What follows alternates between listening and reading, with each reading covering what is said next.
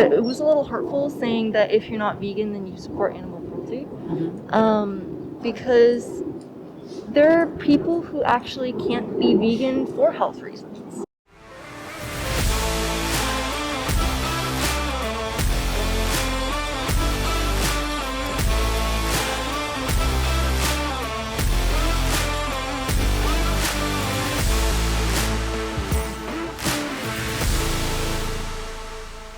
In answer to your question about the sign, my first thought when I saw it,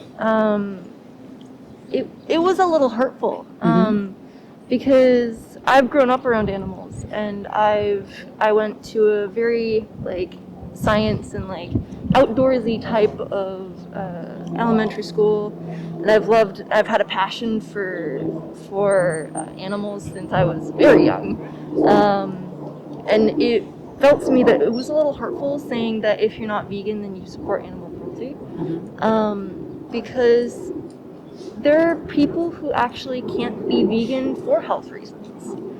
And while I know that plant protein exists, and I know that there are plant substitutes for meat, and that is extremely amazing, it's just there's reasons that people can't be vegan, whether it be financial or medical, and saying that if you're not vegan, then you support animal cruelty is a little hurtful. I can see how you might think of it that way. My question would be, what are the reasons that someone can't be vegan medically? Because vegan is, or whole food, plant-based is known to be the most healthy diet around. And I have not heard of anything that we have to get from animals that we can't get from plants or elsewhere. So I think if a diet is well thought out, well planned, and if you have a particular individual issue, something that you need, you may need to take a little bit extra time, a little bit extra energy to do something about it. But I don't know that I know of anything that requires a human being to eat animals. I mean, personally, I'm not medically knowledgeable enough to say, oh yeah, this is why people can't be vegan. I know that some of my close friends have had friends of friends that say, oh, the reason I can't be vegan is because of my medical issues. And I'm not knowledgeable enough to tell you exactly why those people can't be vegan. But I do know that from personal experience, because I tried to be vegan, and it was an interesting experience, I'll admit. I found that my skin was clearer because I actually stopped eating, drinking, and basically consuming dairy products for about a year. And I found that I actually made myself lactose sensitive, which was extremely interesting because I'm going to be a little bit of a nerd here, but the enzyme for lactose is actually, you can make yourself sensitive or even intolerant to it if you don't consume it, which I find extremely interesting. And outside of the US, not a lot of people, or not a lot of people actually drink milk. And so we are considered the odd ones out for consuming milk. And and I think, well, that's very, very true. In fact, for human beings, right around the age of 2, 3, 4, around 4 years old, all human beings stop producing the enzyme that helps us digest milk. And that's just nature, right? That's when babies are weaned from their mother. That's just the way of nature. But so really all human beings are lactose intolerant to some degree because we all stop producing the enzyme around that age. So we're not designed to eat milk or drink milk or consume dairy in any way beyond the age of around 4. So that's why. So that tells me that we're not supposed to be doing that in the first place. Yeah, it's an interesting concept of where the idea of consuming dairy has come from. Like, I don't know it, but I'm just like, who decided that we should drink the milk of a cow or a goat? Or and why a cow or a goat? Why not a chimpanzee or a gorilla? Exactly. Who are probably closer to us DNA wise. Yeah. Or a cheetah. I think that I read somewhere that the cheetah has really high calcium. If you think we need calcium, why not do that? Yeah. So why do we pick these animals? And it's because we're able to control them. And we're able to dominate them and control them. We can't do that with tigers. So do you think that for some people, the reason that they aren't vegan is a control issue? I think that my personal opinion is that most people aren't vegan because they haven't thought about it enough. They haven't seen the knife go across the cow's throat. They haven't seen the pain and the torture that goes into making that cheese, into making the milk and the ice cream. They haven't seen it. I do have some video, or I can reference some video. It's very terrible. Yeah. I mean, to get a dish of ice cream or to get a glass of milk, first of all, a bull has to have an electric rod put in his anus, and he's given an electric shock so he will release his semen. That semen is taken, and a farmer sticks his arm all the way up a cow's anus and inserts the semen in her to get her pregnant. She's pregnant, so that's 2 counts of rape right there. She's pregnant for 9 months, and she has a baby, and the baby's taken away right away. If it's a boy, the baby's killed because he doesn't produce milk, and so he's no use to the dairy industry. And if it's a girl, she's taken away from her mother, isolated, and given non-cow milk. She's given a substitute so that we can, they can sell her milk, the mother's milk, and we can buy it. So the cow is taken away, and I feel that that's cruelty too. Yeah. And then the cows are designed to they create like 10 times more milk than they would naturally. So they walk around with these huge udders that it's very uncomfortable. So they're in pain, and they're in pain because we bred them that way, and so they have to be milked. And so they are milked 2-3 times a day. There's no farm anywhere that doesn't have some cows with an infection because it's just mechanically putting that thing on their udder and milking it. They're going to get infections. In fact, we have a law that says how many cells of pus can be in any glass of milk. And so the cow lives in pain all of her life.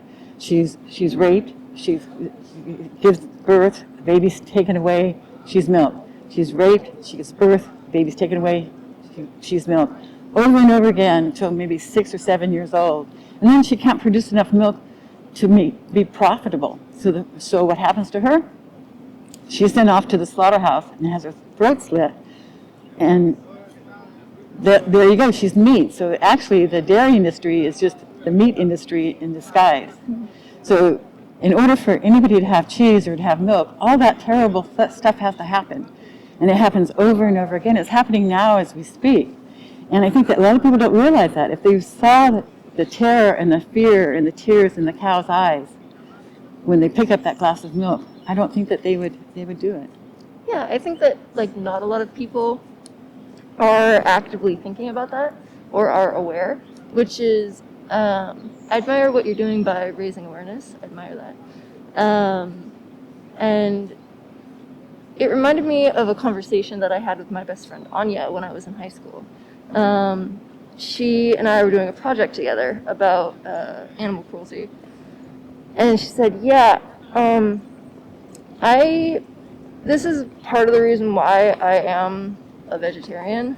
And I said, that's interesting. Correct me if I'm wrong, do vegans eat animal products? No. Okay. So the definition of veganism is a way of living which seeks to exclude as far as possible and practical all forms of exploitation of and cruelty to animals for food, clothing, or any other purpose. So if you call yourself a vegan, you're not going to consume any animal products, anything that came from an animal. I see. Including the meat, including fish, and any eggs, any secretions from them. Because all that, to get egg on your plate, it requires cruelty. The same thing happens to the chickens as happens to the eggs, or happens to the cows. And that, the mother hen doesn't get a chance to mother. Her eggs are taken away, and they're hatched separate from her. The chick never, ever, ever sees its mother. Nice. And the hens are bred to lay about 300 eggs a year versus a normal, 17 to 20. And they're in such pain and in such horrible conditions when they're laying these eggs. And all that to get an egg on your plate. And people don't see it. They just see, a nice little carton of eggs. But they don't see the torture that went into getting them that egg. including the fact that all the boy chicks are killed on their first day. They don't even last 24 hours. They either put them into a big blender and macerate them, or they put them into a big garbage bag, one on top of the other, so they kill each other and they squish down, and they tie it up so they suffocate these little chicks. Because they don't want to take care of them because they're not going to give them money. So any egg, you can be guaranteed that there was cruelty and suffering that went into the egg.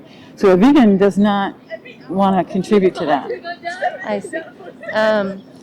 So are you a vegetarian, did you say? I am not. My friend was, my best friend. Yeah, she was a vegetarian. I'll have to ask her if she's still a vegetarian. I believe she is, though. But no, I eat meat. I eat eggs, and the funny thing is, for a long time I thought I would go vegan, and then I realized that, so I have ADHD. And so a lot of people with ADHD have sensory issues. And for me, it's a texture thing. Have you ever heard the term mouthfeel? Mm-hmm. So, there's just something about, certain mouthfeels of, certain foods that is either very off-putting or very, nice. Mm-hmm. And, it shifts every once in a while. And so I will have, 2 months without meat or something like that. And so, that's cool.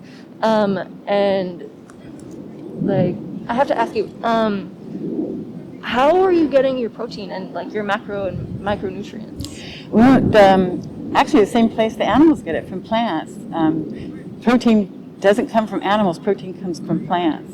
And so you can get all the protein you need, all the amino acids you can get in a plant-based diet. So there's really there's nothing that you only can get from animals. Absolutely everything that our bodies need, we can get from plants. So protein is no issue. I mean, beans, nuts, seeds, even broccoli has protein at some level. Mm-hmm. So if you're eating a variety of plants, you're going to get your protein. Nice. Thank you for that, by the way. And I raise you another question. So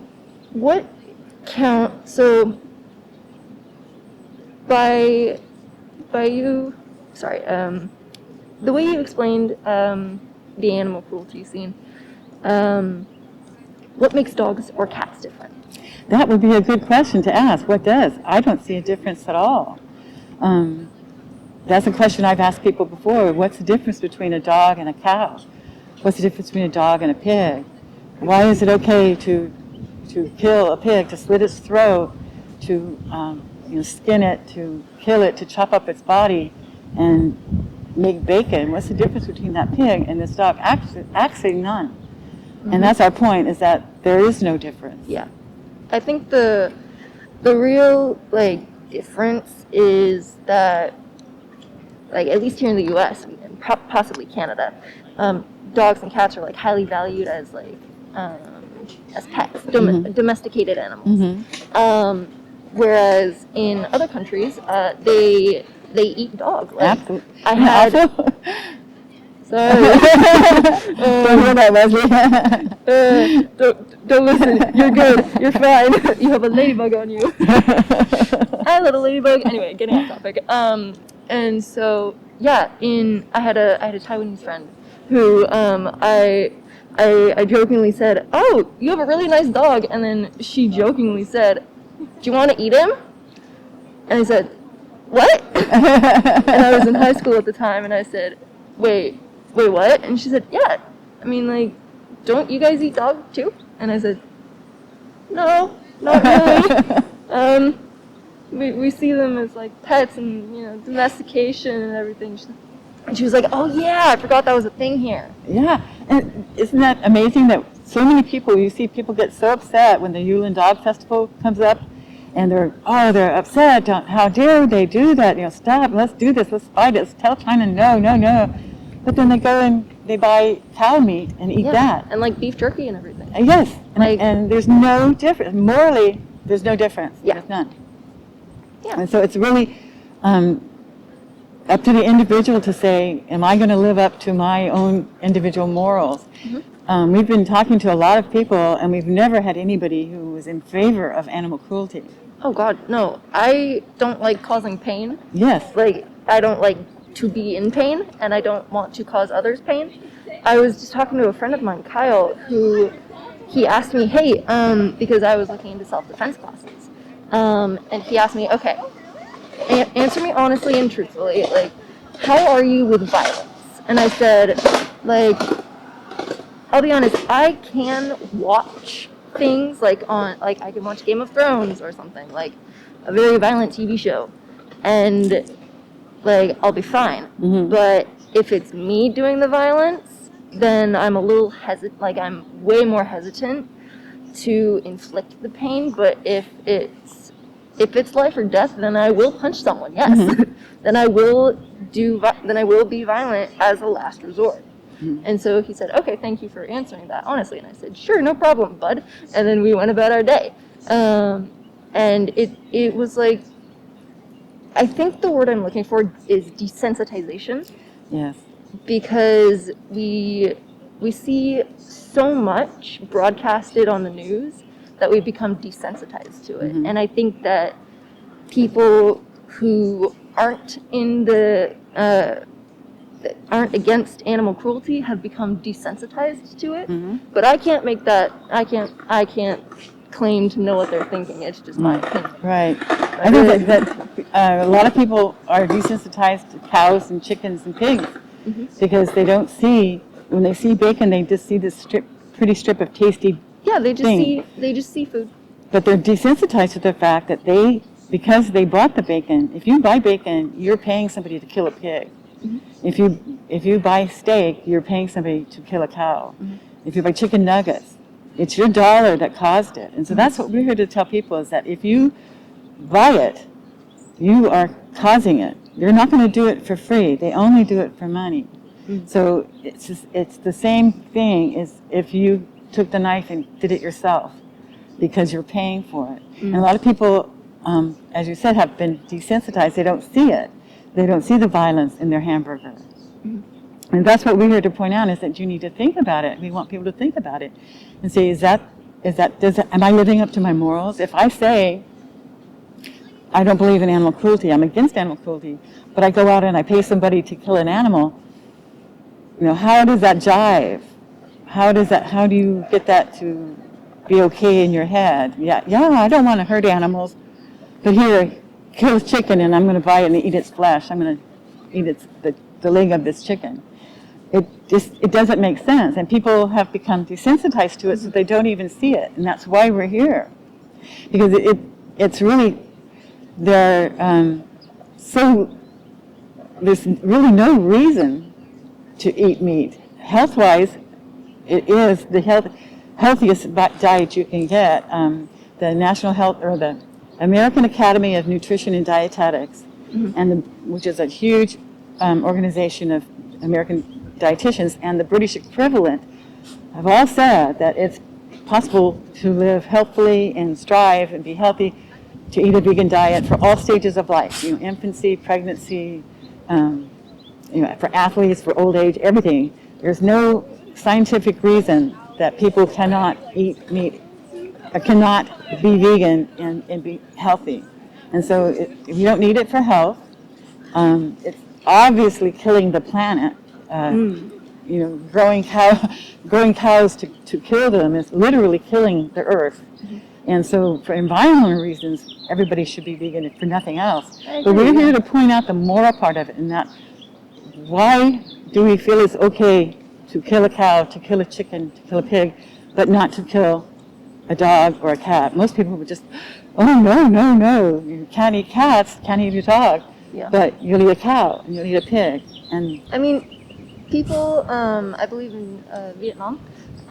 My parents went to Vietnam like 2 years ago, and they said they saw a lot of interesting street food, and one of them was hamster, or like guinea pig or something. And I said, wow, that's really interesting.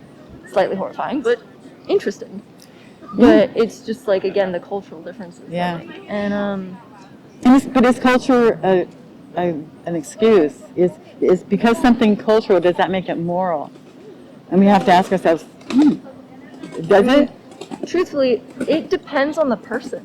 Like, if, let's say, I'm not vegan because I can't afford to be vegan, does that make me a bad person? Well, I don't think that that's the case. I think that eating a vegan diet can be as expensive or as cheap as you want it. The cheapest food in the store, potatoes, rice, beans, lentils, seasonal fruits and vegetables. All the vegan food is very, very cheap. I personally, when I went vegan, I tracked it and I saved 25% of my food budget by going vegan. Now, if you want to spend more, if you have more to spend, go ahead, get the substitute cheeses, the vegan cheeses, the vegan meats. That's fine. Or, use those as a treat, once a week or so to have something special like that. But you can definitely live very, very cheap being vegan. So money is not an excuse. Health is really not an excuse. There's really no excuse to not be vegan. So, I'm sorry, but I have to disagree because, like, I've seen a lot of people with eating disorders, and they were trying to be vegan, and either they couldn't afford to, or like they somehow got it in their head that, oh, if I'm eating meat, then I'm a horrible person, so I don't deserve to eat. So, like, if they slipped up and had, like, a chicken nugget that a friend offered them, and they were like, oh my gosh, I just ate meat, I'm a terrible person, I don't deserve to eat for the rest of the week, then... I think people who have a psychological problem, and it is a psychological problem that deals with food, and, veganism is not going to be the cause of it, but it may contribute to it just like anything else, just like if you walk into a cafeteria that may trigger your food issues. And so that's something that each individual has to deal with on their own, maybe with help with a therapist or something like that. But I don't think that has anything to do with veganism. I think that they may say something like that about anything, and not necessarily being vegan. And there's places to get help for how to eat vegan. There's a website called Challenge 22, where you can sign up and they'll give you 22 days of free mentoring and help, recipes, all kinds of things, anything you need to help you go vegan for free for 22 days. The idea behind that being that it takes 21 days to develop a habit, so they give you 22 days of free help. So if you wanted to, it may take you more effort, but if you wanted to, you could go vegan. That's true. Because if your friend has that awful feeling in their heart that, oh my God, I ate a chicken, that says that they have a desire to be kind, and that they can take the effort to figure out how can I be kind and still deal with my anxieties or my issues. So I don't feel that that's a barrier to being vegan. It may be more difficult for that person to be vegan, but it's not a barrier to that person. Interesting. Gotcha. Thank you. So what's keeping you from being vegan? Truthfully, I'll be honest, have you heard of the vegan teacher? No, I haven't. Okay. There's no moment. So, yeah, she got a really bad rap on the internet, because she, like, I don't speak for her, obviously, I just speak for myself and my own opinions. She kind of, like, shames other people for not being vegan, and, like, she was presenting all of her claims in the name of veganism and being vegan and saving the animals, which I highly agree, like, we should definitely save the animals. But she was doing it in a not good or healthy way. She was, like, yelling at people and, like, saying, oh, if you're not a vegan, then you're a terrible person and you're gonna go to hell if you believe in that, like, you're just, like, an awful human being and you don't deserve, like, all of this stuff. And it brought on a stigma against veganism, and it's not that I personally am, like, against becoming a vegan. It's just, like I said, I have ADHD, and I find it really difficult to hold a habit. And also the statement that it takes 21 days to form a habit is actually factually incorrect. It takes way longer. Yeah, there's like a turnoff for becoming vegan because of that vegan teacher. What, I think that's a shame. I don't know any details about that, but I do know that there are awful vegans, just like there are awful meat eaters. Exactly, And there are meat eaters who have really, upset me and for some philosophical reason. But I don't turn away from that concept just because that person was an asshole. You know? And it's not fair to discard veganism based on one person who did it in an awful way. Yeah. I mean, like I said, it's just my opinion. And it's like, I enjoy a good chicken nugget. Like, I enjoy it. I don't indulge in it very often, but I do enjoy it. I also enjoy sushi quite a bit, and I wouldn't say it's a guilty pleasure, more like it's a very sought after pleasure, because I grew up, raised in a very middle class household, and we either had pasta, chicken, fish, or sometimes we'd even go vegetarian for dinner. And so it was like a very, not really scheduled, but it was a well-rounded, balanced meal prep, and it was just how I was raised. Well, the taste aspect is something that we hear a lot, but taste is really basically a sensory pleasure, right? Taste bud pleasure. Oh gosh, yeah. There's a reason that the mouth is one of the erogenous zones. Yeah, and so we have to ask: is sensual pleasure justification for cruelty? No. But And would we apply that to any other injustice? Because I'm thinking that the cruelty of killing an animal to eat its flesh is cruelty, right? Indeed, it is cruelty. And it's unjust. Just like, let's say, racism is not, it's not good, right? It's a terrible thing. Hell no. Excuse the foulness, but it is wrong, and yet it still exists. And rape, rape is a sensual pleasure to the person who's doing it. But does that justify that act of cruelty? And so in any other instance, would we say that sensual pleasure justifies the action? In any other instance? Yeah. Does sensual pleasure justify an otherwise negative action, like eating an animal or causing pain or causing cruelty to another being? No. So really, the taste doesn't really justify it either, right? Because taste is a sensual pleasure, and the sensual pleasure doesn't justify cruelty. Yeah. It doesn't. But...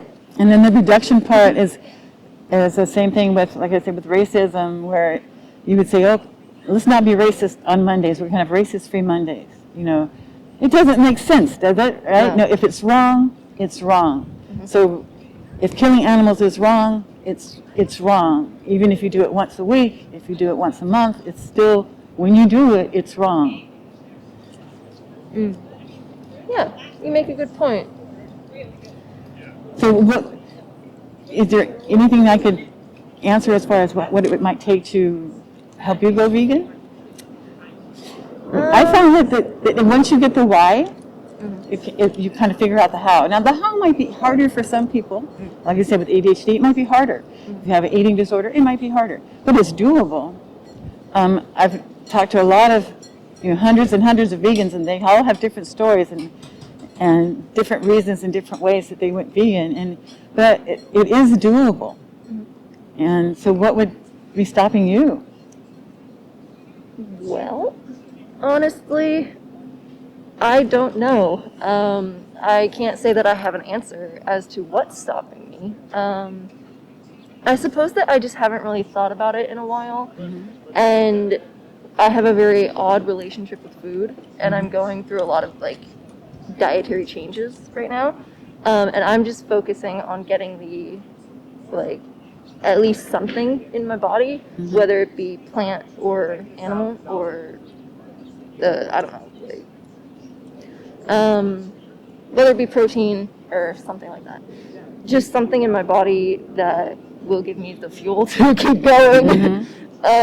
And so I think I'm working on mending my relationship with food and like creating a more healthy mentality around food than rather than assessing, oh, does this make me a bad human being? It's like I'm working on myself before I can give myself to others. Yeah, we're not here to attack people who eat meat because I ate meat for 64 years. I mean, nobody that I know was actually born and raised a vegan. So we all are guilty of eating meat at some point, right? So I understand it, but the idea of making people aware of what they're doing and to develop that reason inside them as to why they should be vegan. Mm-hmm. And if you have the why inside, and for me, I saw the pain and the torture in a cow's eye and the fear, and it clicked in me, and I saw that, and I recognized the terror in her eyes, and I thought... Did you see a little bit of yourself? Yes. I saw that she was terrified. She wasn't in control of what was happening to her body, and she was terrified. And I recognized that, and I said, I will not cause that. And that was it. I'm like, I can't do this. I cannot cause that pain and torture, that fear and torture that I saw. I saw it in her eyes as clear as day. It was just awful. Mm. And so everybody has their the reasons inside their hearts that I cannot cause it, so I will not pay for it. And so I had to figure out, well, how am I going to do this? How am I going to be vegan? And it wasn't as easy back when I did it, but I figured it out. And then you have to do your homework, you have to study. I read books, I listened to lectures, and I can offer you some information if you're interested. Sure. On going vegan. There's so much information. There's so many documentaries available, and you can get help. If you do go to a professional, there are vegan professionals who agree with the vegan principles who can help, because most doctors don't get much nutrition training during their educational years. Mm-hmm. It's just not there. And so you really need somebody who understands about veganism. And here, this is our card. On the back of it is some more documentaries.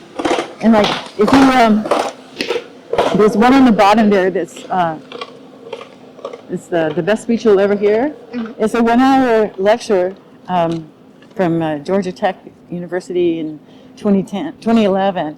And it really is a good summary, and within 1 hour you get all these different aspects. All the questions people have, he addresses them, boom, boom, boom, boom. So it's a really good introduction to veganism, just that 1 hour. And in here there's a list of documentaries, there's local vegan restaurants, anything to help you with that vegan journey. But once you get the why in your heart, you can figure out the how. And like I said, it might be harder for you. It might be harder for some people. It might be easy for others. But it's doable. Interesting. Thank you. Do you have any other questions? I had one and I lost it. Dang it.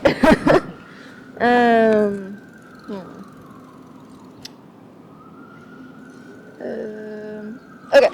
Question. Wesley, right? Mm-hmm. Are you... This is a really weird question. Bear with me. Do you have your dog follow the vegan diet? Yes. Really? Yes. He's a vegan since I got him.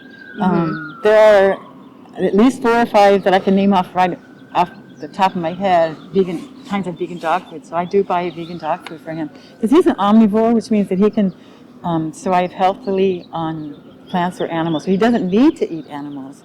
And it's just like me. I don't need to eat animals, so I don't pay somebody to kill them for me to eat. Just as he doesn't need to eat animals, so I'm not going to pay somebody to kill animals to feed him. Mm-hmm. He can get by healthy. He's very healthy. He's 4 years old. He's a vegan. When he goes to the vet for his checkups, everything's fine, no problems at all. So he can definitely live healthy and happy being vegan. So I don't see any reason why I should pay somebody to kill a chicken or kill a cow for him. Gotcha. Thank you. And that's Wesley. And then one more thing. Does he eat grass? Does he sometimes? eat grass? Yeah. He not really. Every once in a while he'll poke at a piece of grass if we're walking, but he doesn't like munch on a grass like some dogs will do. Gotcha. Cool. Hey, buddy. Is he a support animal? He's a rescue. I lost my other dog, and I was very sad. So my daughter got this guy from the animal shelter, and he's just a real sweetheart. So that's the other thing, is that vegans don't believe in breeding animals into existence for any reason. So I wouldn't go to a breeder to get a dog. I went to the rescue. So he already existed, and I didn't go, but my daughter went. But we rescued him, and I can take care of him. So I'm like, why not? Who knows what he would be, where he would be without me. But I'm very comfortable with our relationship, that I take care of him and he gives me comfort, he gives me companionship. And I feel like I'm very comfortable with that being a vegan relationship. Gotcha. Thank you.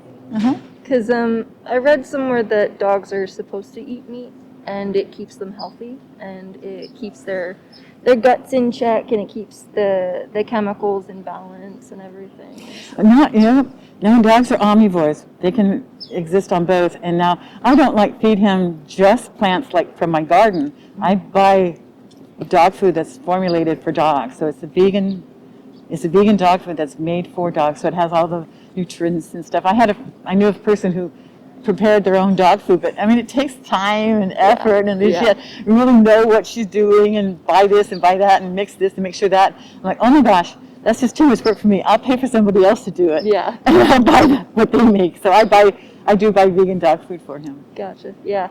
I have a cat, and so he has anxiety, the poor little baby. And so he has to get special food as well. And so unfortunately when I called the vet the other day, they were like, oh yeah, we're out. And I was like, sorry, Flynn, we're rationing your dry food right now, so no double scoops for you. And so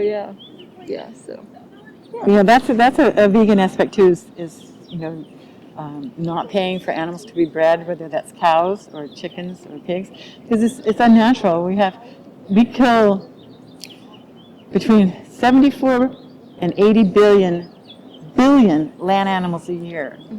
That is a staggering number. And that's just for sensory pleasure, because it's not for health, because eating animals causes the top diseases in our country, right? Heart disease, cancer, diabetes is all brought on, it's all brought on by eating animals. And so I'm sorry. I have to dispute that, because cancer isn't brought on by, not all forms, but heart disease and colon cancer is directly from eating meat, most of it. So not 100%, but a large portion of cancer. And there's documentaries in there that can prove that point. There's a book called The China Study, where they did an extensive statistical study of disease in China, and the list of the top 15 things that kill humans, like meat either causes or contributes to 14 of them. Interesting. Also, there are multiple other factors for heart disease and colon cancer: genetics, your genetic predisposition, your overall physical health, your and smoking. I mean, the environment. Absolutely. Not just smoking. It's the mind can have a huge effect on the body as well. I agree. The psychological impacts of your everyday life, and then your physical health, your emotional health. A lot of these things can impact your overall health. Oh, I agree. And it's not just the fact that it's meat or animal products. Oh, no, I didn't mean to imply it was just that, but it does cause some cancer. It does a lot of cancer, and it does cause problems. Cholesterol is only found in animal products. Cholesterol clogs up your arteries. Oh gosh, that's heart disease right there. Yep, there's a lot of plaque in the ventricles, and once it gets hard enough, it starts scraping the ventricle walls, and it just causes chaos, and I won't go into the gory details or anything, but it's bad. It's really bad. In fact, you'll see in one of the documentaries there, they talk about the doctor who he shows he has this clinically proven evidence that a whole food plant-based diet will not only help heart disease, it reverses heart disease. It can reverse it, and that's the truth right there. He's got scientific proof that going on a vegan diet, a whole food plant-based diet, actually reverses heart disease. So, yes, smoking causes problems. The toxins in the air cause problems. Our stress, our mental things cause problems. Why add to it by consuming cholesterol and saturated fat and the animal protein, animal protein is found to be a lot worse in the body and is not as healthy as plant protein. So you're eating all these terrible things that contribute to health. So why do that when your life just living is hard enough? Here's a question for you. So you said the animal protein. Well, technically, aren't we classified as animals as well? So when we drink our mother's milk, aren't we technically consuming animal proteins? Yeah, but it's animal protein designed for us. It's specifically designed for us in infancy. Now, it's not designed for us in adulthood. I don't know any adult who goes and gets their mother's breast milk.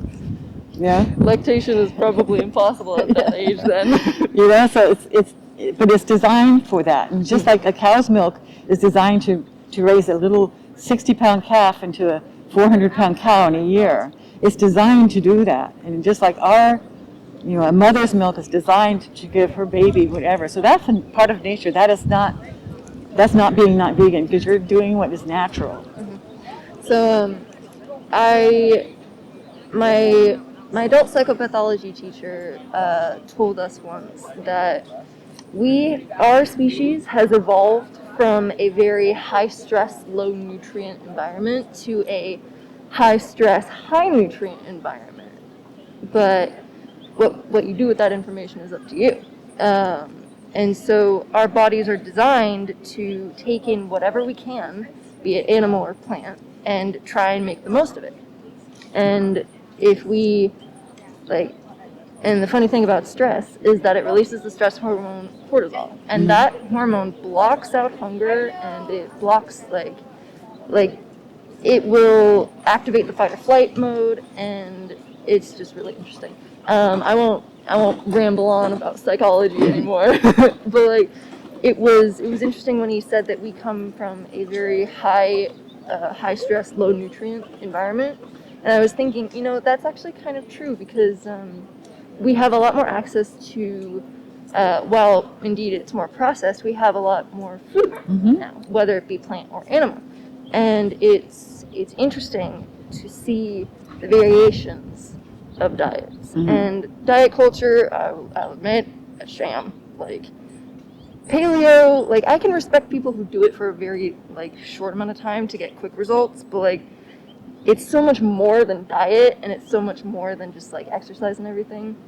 I won't bore you with, the whole diet culture thing, but it's an interesting thing to learn about. And that's why we talk about veganism as not about the diet, it's about the philosophy of animal cruelty, and diet is just a big part of it, because that's the majority of our animal cruelty in this world is these, like I said, 80 billion animals a year, land animals that we kill. And marine life is between 1.5 and 3 billion, 1.5 or 3 trillion animals a year. We can't even count in the trillions. We can't even count how many. So it's all this cruelty that's going on, and that's what we're here to talk about. And the diet part is just one of those aspects. So would you say that veganism to you is, forgive me if I'm being impolite or inappropriate, would you say that veganism to you is more of a religion than more of a religion / a way of life, rather than just a food thing? It's more than a food thing, although the food takes up a big part of it, because we eat 3 times a day, so because we have to take in food to survive, and because that happens every day, it's obviously a big part of it, but it's not the main thing. And I don't see it as a religion at all, because it's not worshiping anybody. It's just accepting a philosophy of life that being against cruelty. And I don't think being against cruelty would qualify as a religion. There's no, nothing to sign. There's nothing to pledge. There's nothing to do except to stop eating animals and stop being cruel to animals. That's really all it is. So I don't see it at all as a religion. There's no like one person behind it. There's no. You don't have to go to meetings. You don't have to do anything at all. All you have to do is to not put it on your plate and not put it in your body. Interesting. Gotcha. Because, like, I'm not usually one for, like, philosophy or anything. Philosophy is quite new to me. Could you explain to me the meaning behind philosophy? Behind philosophy? I took philosophy here at San Jose State about 50 years ago. It's kind of a hard, it's just, I see it as kind of a way of looking at the world, a way of interpreting the world, a way of using your thought patterns. If I have a philosophy of kindness, I try to find ways to put that kindness throughout all the things that I do in my life. If I had a philosophy of cruelty, I would be running around being cruel to everything, right? Some people don't have a philosophy of kindness. Some people are cruel. Yeah. So I see philosophy as a way of looking at like all of your life. Gotcha. Thank you for that definition. I don't know if that's accurate, but that's Yeah. Thank you. Okay. Yeah. Well, I hope you think about it, and Thank please you. have a chance to, if you can, check out those. Hopefully it'll answer some of your medical questions. I'm not a medical expert at all. neither am I. But I do know that slitting a cow's throat is cruelty. I mean, that's, and there's nobody who's going to really argue, nobody's ever argued with me on that. To cut off a chicken's head is cruelty. Unnecessary cruelty is cruelty. And that's what we're here to ask people to think about it.